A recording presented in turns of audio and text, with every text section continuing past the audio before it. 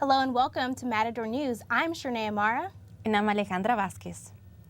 Many talk about the rising costs of college, but the cost of not going to college is high as well.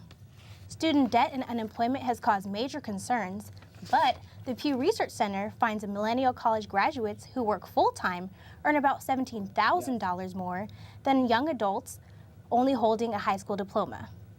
The center also finds college graduates are more likely than their peers with less education to say their job is a stepping stone to a career. Over 15 cats and kittens are resting after their Lancaster home went ablaze last night. Firefighters extinguished the fire after 30 minutes on the scene, administering oxygen and CPR to any animals in need. The number of cats remains unknown. LA County Fire Department's Captain Scott Porgan said the home was unlivable. The cause of the fire is under investigation. A Northern California man will spend the next 22 years in prison after keeping a female relative as a slave. Prosecutors say Raul Ochoa kept the victim in his backyard as she repeatedly raping her over a 15-year period. County Deputy District Attorney Ryan Wagner said Ochoa pleaded guilty to 1 count of a lewd act on a child and 2 counts of rape. Ochoa will be eligible for parole after serving 85% of his sentence. He will also be required to register as a sex offender. San Diego has elected its new mayor and become the largest city in the country with a Republican leader. Republican Kevin Faulconer was elected yesterday. The 47-year-old Faulconer promised to work across party lines in an increasingly Democratic city. The special election was necessary after former Mayor Democrat Bob Filner had to resign last year due to allegations of sexual harassment. Faulconer led Democratic Counsel David Alvarez by more than half of the votes. 2 women accused of beating a woman outside a nightclub in Santa Ana have been ordered to stand trial for murder. Vanessa Tapia Zavala and Candice Marie Burrito are accused of killing Kim Pham during an argument in January. Santa Ana police officers took to the stand for the first time during a preliminary hearing to determine if there is enough evidence to order the women to stand trial for murder. They testified Pham started the altercation by throwing the first punch, but that the accused women then beat and kicked Pham. Both suspects have pleaded not guilty. A trial date has been set for the suspected Boston Marathon bomber.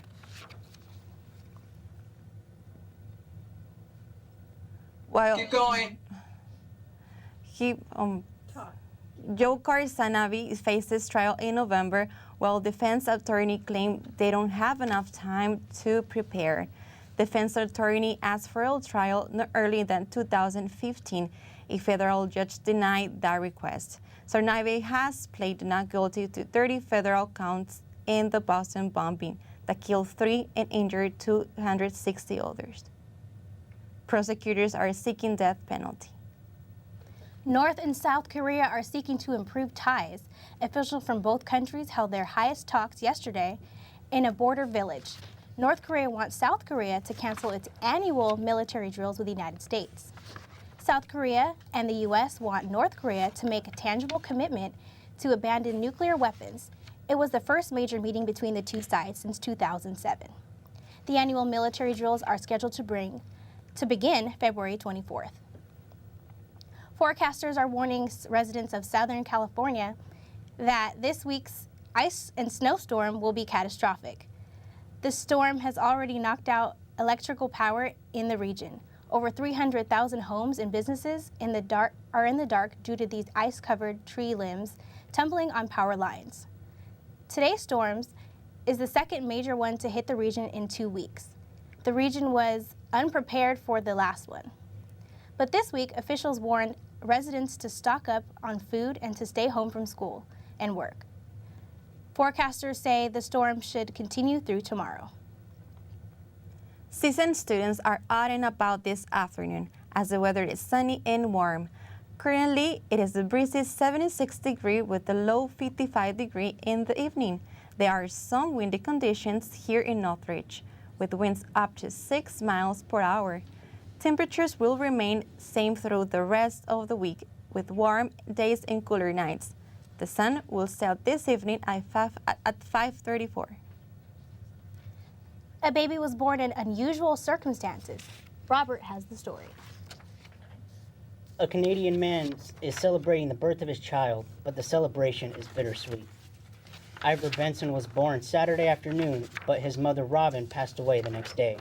Robin Benson had suffered a brain hemorrhage and been declared brain dead a few weeks before the birth of the baby. Doctors put Benson on a ventilator so the baby could be delivered. Ivor is in a neonatal intensive care unit and could be hospitalized for 8 more weeks. The Baby Ivor Fund campaign started earlier this month and has raised more than $150,000. Yesterday, Dylan said he is very thankful and grateful for all the support he has received.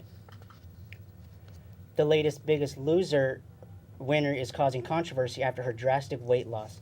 Contestant Rachel Fredrickson lost nearly 60% of her body weight. During the so-called going home process of the show, most contestants lose a designated amount of weight that has been discussed with their trainer. Fredrickson lost more than what had been discussed, and Fredrickson returned to the show to reveal a 155-pound weight change. At this time, the Biggest Loser coaches have yet to comment. Some CSUN students say they have been watching the show and are aware of the controversy.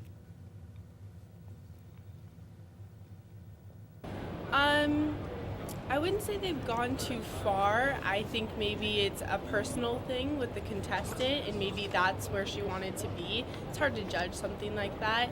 I mean, from what I've seen, it seems like they get pushed pretty hard, but it's hard to make a judgment like that.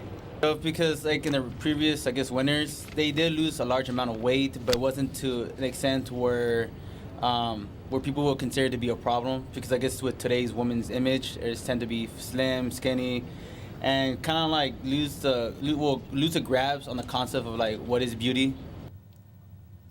NBC is now casting for season 16 of The Biggest Loser. A special rooftop message has uplifted the spirits of a Chicago hospital. The family of a leukemia patient wrote, "Hi, Mom, God bless you," in the snow of an adjacent parking lot, making it visible to 80 hospital rooms. I thought it would be nice for my mom to see it and for others to feel happy. The message has inspired doctors and patients alike, and more than 1,000 people have liked the photo on the hospital's Facebook page. The family said they originally wanted to form "God Bless You All" to make it meaningful to all patients, but ran out of parking space. Alejandra, back to you. Toyota is dealing with the biggest recall in its history. Alyssa has more information on the story. Toyota Motor Company is hoping to restore its reputation after recalling 1.9 million vehicles worldwide. A programming glitch in the newest generation of Prius vehicles sets off warning lights and stalls the vehicle. A separate recall has also been issued on Tacoma, Trex, RAVs, and Lexus models.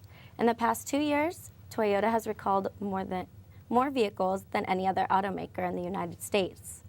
According to the company, no accidents or injuries have resulted from the recent glitch, and Toyota plans to update its software. U.S. stock market has investors taking a breather after a 4-day winning streak. At last check, the Dow Jones Industrial Average was down 41 points. The Standard & Poor's 500 index down nearly 2 points.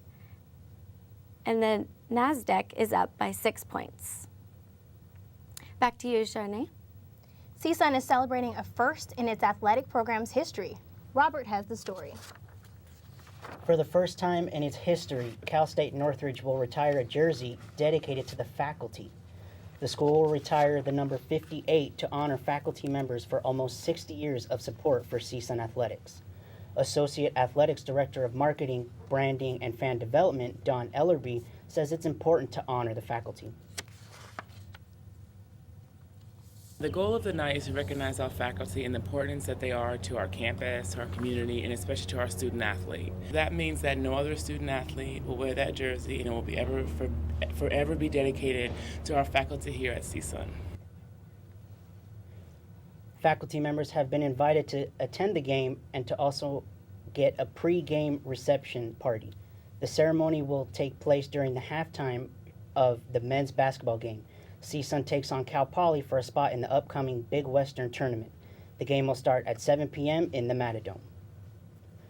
Both Canada and the United States women's hockey teams have qualified for the medal round where they could possibly face each other again. However, last night's meeting between the teams ended in controversy. With 5 minutes left in the game and the score tied, Canada scored a goal. However, the referee had blown the whistle before the puck crossed the line. After reviewing the video, referees let the goal stand and Canada went on to win the game 3-2. Men's hockey kicked off this morning and the United States' first game will be tomorrow at 4:30 in the morning. Los Angeles Kings goaltender Jonathan Quick will make his Olympic debut as the United States will play Slovakia. Alejandra, back to you. Hollywood lost one of the biggest child stars of the 20th century. Alyssa has more of the story. The most popular child movie star, Shirley Temple Black, has died at age 85. Black died at her home in Woodside, California on Monday due to natural causes. The iconic child star made more than 40 movies before she turned 12. Shirley Temple Black could sing, dance, and act. Black was also a U.S. ambassador to Ghana and Czechoslovakia. Hollywood will be missing one of the greats. Legendary NBC News anchor Tom Brokaw is receiving cancer treatment after being diagnosed with multiple myeloma.